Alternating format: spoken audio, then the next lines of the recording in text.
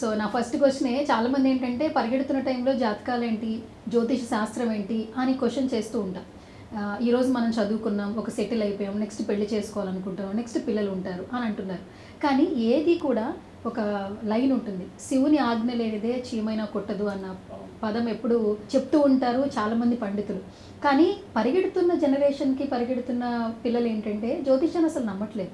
First question ఏంటంటే జ్యోతిష్యాన్ని ఏ కాలంలో ఉన్నటువంటి వ్యక్తులైనా నమ్మొచ్చా?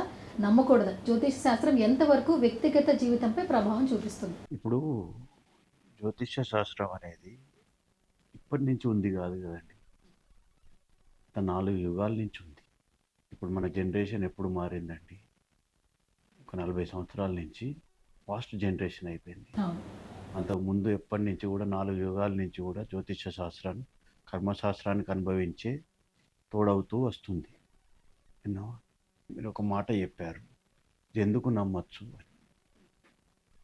ఎందుకు నమ్మచ్చు అనేదానికి చిన్న ఉదాహరణ, దేవుడు ఉన్నాడు అని మీరు ఎందుకు నమ్ముతున్నారండి? చూశారా మీరు? చూడలేదు కదా. అంతరిక్షంలో వెళ్ళే వాళ్ళు దేన్నన్నా పంపించే ముందు దేవుని ముందట ఎందుకు పెడుతున్నారు? ఒక నమ్మకం. అంతే కదా. ఒక డాక్టర్ ఆపరేషన్ చేసే ముందు దేవుని ముందట గుడి కట్టుకుంటుండు. ఎందుకు? దేవుడు ఉన్నాడు, నేను చేయబోయే పని మంచిగా జరగాలి నమ్మకం. ఇంత సైన్స్ డెవలప్ అయ్యాక కూడా వీళ్ళందరూ ఇవన్నీ చేస్తున్నారు కదా. దేనికోసం? నమ్మకం. ఏ టైం నడుస్తుంది, ఏ టైంలో మనం ముందరికి వెళ్తాం, ఏ టైంలో బ్యాడ్ అవుతుంది, ఏ టైంలో గుడ్ అవుతుంది, అవన్నీ మన పూర్వీకులే, మన దేవతలే ఇవన్నీ మన శాస్త్రాన్ని నిగూఢించి పెట్టారు. దాన్నే మనం వివరిస్తున్నాం తప్ప వేరే దాన్ని కాదు. అంతే. అదంతవరకే మనం వాళ్ళ జాతకాన్ని ఎంతున్నది, ఎంతవరకు కరెక్టు, ఎంతవరకు రైటు, వాళ్ళ జీవితం ఎంతవరకు పోతుంది, ఎంత బాగుంటుంది, ఎంత చెడు ఉంటుంది, ఎంత మంచి ఉంటుంది అనేది మాత్రం చెప్తాం మనం. అంతేగాని మనం కల్పించుకొని చెప్పేది కాదండి ఇది. లేకుంటే లేనిది ఉన్నట్టు, ఉన్నది లేనట్టు చెప్తే వాళ్ళకి తెలియదా అండి? ఇప్పుడు మీ గురించి నేను చెప్తున్నాను, మీరు ఇన్ అవుట్ చెప్తాను. చెప్పినప్పుడు మీకు మీ అంతరంగానికైతే తెలిసిపోతుంది కదా ఏం చెప్తున్నాం అనేది. ట్రస్ట్ అయితేనే మీరు మా దగ్గరికి వస్తారు. ట్రస్ట్ లేనిది ఎందుకు వస్తారండి? ఓకే. జ్యోతిష్య శాస్త్రం గురించి చాలా డౌట్స్ ఉన్న వాళ్ళకి ఈ ఒక్క ఆన్సర్‌తో క్లియర్ అయిపోయిందంతే అనుకోవచ్చు. అండ్ మెయిన్‌గా ఏంటంటే ఒకళ్ళు ఒక జాతకం చూపించుకోవాలి. ఓకే. లేదా ఒక కుటుంబంలో ఒక తల్లిదండ్రులు పిల్లల జాతకాలు చూపించాలి. ఓకే. ఎవరైనా కూడా ప్రతి ఒక్క జ్యోతిష శాస్త్రం తెలిసిన వాళ్ళు ఏంటంటే పేరు, పుట్టిన తేదీ, ఎక్కడ పుట్టారు, నక్షత్రం ఏంటి, పుట్టిన టైమింగ్ మెయిన్ అంటారు. మీరు ఒక వ్యక్తిగత జాతకం చూసేటప్పుడు మెయిన్‌గా చూసే బలాబలాలేంటి? నేను ఎవరిదైనా జాతకం చూసేటప్పుడు చిన్న పిల్లలది చూడనండి. వాళ్ళు 12 సంవత్సరాలు వచ్చే వరకు వాళ్ళ జాతకాలు చూడను. వాళ్ళ ఆ చిన్న చిన్న పసితనం అనేది, పసివాళ్ళు దేవుళ్ళతో సమానం అంటారు. పైగా వాళ్ళు 12 సంవత్సరాలు వచ్చే వరకు జాతకం చూడకూడదనేది వేదంలో ఉంది. కాబట్టి చిన్న పిల్లలది చూడను.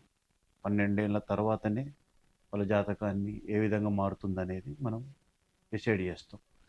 మీరు ఇంకో క్వశ్చన్ అడిగారు. ఏంటండి ఈ జాతకాన్ని మీరు ఎట్లా చేస్తారు? నేను లగ్నాన్ని పట్టుకొని చేస్తానండి. ఎప్పుడు పుట్టారో అనే లగ్నాన్ని పట్టుకొని చేస్తాను. ఈ నక్షత్రాలు, రాసులు ఇవన్నీ అంటే నేను ఎక్కువ చూడను. ఇవి కేవలం సూచిక శాస్త్రం అన్నట్టు. ఇప్పుడు మీరు రాశి ఫలాలు ప్రతి సంవత్సరం ఈ రాశి వాళ్ళకి బాగుంటుందని చెప్తారు. బాగుంటుందా?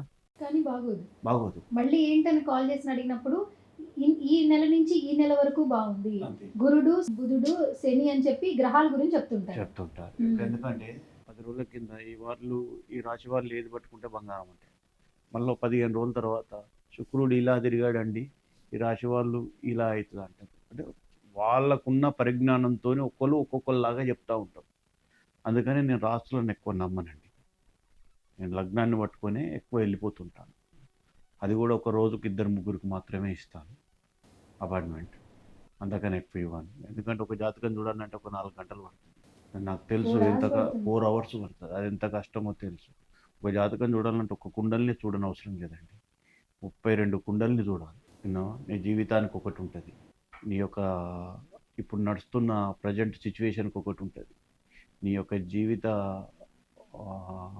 మ్యారేజ్ లైఫ్కి ఒకటి ఉంటుంది, మీ ప్రొఫెషనల్ లైఫ్కి ఒకటి ఉంటుంది కుండలి, మీ అన్నదమ్ముల లైఫ్కి ఒకటి ఉంటుంది కుండలి. ఇట్లా ఇల్లుకు సంబంధించి, వ్యాపారానికి సంబంధించి, అన్నిటికి సంబంధించి 32 కుండలు ఉంటాయి. ఇవన్నీ మనం ఒక కాడికి తీసుకొచ్చి కూర్పు చేసి వాళ్ళని వాటిని అన్వయించుకొని వాళ్ళకి ఏం జరుగుతుంది అనేది అంతే తప్ప టకటక చెప్తే, ఇప్పుడు మొన్న ఎలక్షన్లో చూడండి, ఎవరికి ఇష్టం వచ్చినట్టు వాళ్ళు చెప్పారు. మరి ఏం జరిగిందండి? ఇంత కింది మీద అయిందా లేదా? కాబట్టి మనం అలా చెప్పకూడదండి. ఒక జ్యోతిష్యం చెప్పాలంటే అది చాలా లోతుగా వెళ్ళి పరిశీలన చేసి, చాలా చాలా పరిశీలన చేసి, వీళ్ళకి అష్టమ శని నడుస్తుందండి, వీళ్ళకి అర్ధాష్టమ శని నడుస్తుంది, వాళ్ళకి శని నడుతుంది. అట్లాంటి మోడీ గారు శనిలో ఉన్నప్పుడే సీఎం అయిండు. ఎలా అయిండు అంటే కొందరికి శని కూడా చాలా బాగా చేస్తుంది. కాబట్టి లగ్నం చూస్తే తప్ప ఏది అర్థం కాదండి. లగ్నం మెయిన్. ఓకే. నా మట్టుకు నేను లగ్నాన్ని చూసి చెప్తాను.